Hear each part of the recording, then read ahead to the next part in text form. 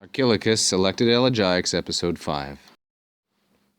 Toi Paul epitoxatanu setai udathame I, Svendonaio ton de, molana res sunage, en perioxifion de palus donanes seta ergon, tautes garke noi, damones esimaces, despote el boi eis du reclu toi. And there the fragment breaks off. Here's a very nice drawing of the god Mars by my talented colleague Jeff Winkle. Notice how he's holding the skull. A nice touch and apropos of these lines from Archilochus. And here's what it means.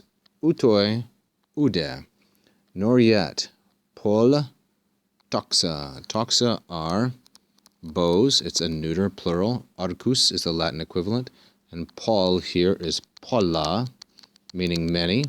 There's been an elision of the alpha off the end, polla. So, nor yet shall so many bows epitanusatai. This is an instance of temesis, in which the prefix is separated from its verb. This is the verb epitanuo, which means to stretch. And something interesting about this instance, it's third singular, future, indicative, and the form is middle, but as the LSJ, Liddell Scott and Jones lexicon points out, this one is used in a passive sense. The bows will be strung. Another interesting point is that in Greek, quite commonly, a neuter plural, like toxa, goes with a singular verb. Nor, the sphendonai, these are slings, that is a sling that a slinger would use to sling a stone at the opponents, nor will the slings be thamei, so close pressed. This is the adjective thames, which means to be thick, close, packed together. Whenever, eutan, here with the subjunctive verb, whenever, on the plain, en pedeo, Ares, there's our subject, Ares, and that is masculine, singular, and nominative. Whenever Ares on the plain, sunage, gathers together his molon. Molon here is the noun homolos in the masculine, singular, and accusative, and it means toil, specifically the belly labor, you might say, the work of war.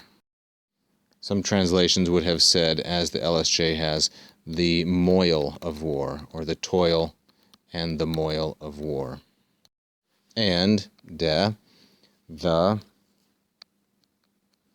ergon, the work of the swords, xpheon, here in the neuter, plural, and genitive. The xpheon, the work of the swords, shall be, esetai, palustanon. There's the predicate of the subject, ergon. These are both neuter, singular, and nominative. The work of the toil of war shall be much sighing, much lamenting. And here comes the reason why the ergon shall be palustanon, much sighing. Gar, for tautes maces, feminine singular genitive. Of this kind of warfare, these ones, kenoi, are the masters, damones. And who are they? Well, damones would be daimones in Attic. They are the lords of Euboea, that's an island off Attica, and they are the Duryklutoi lords, those famous klutoi for their use of the spear.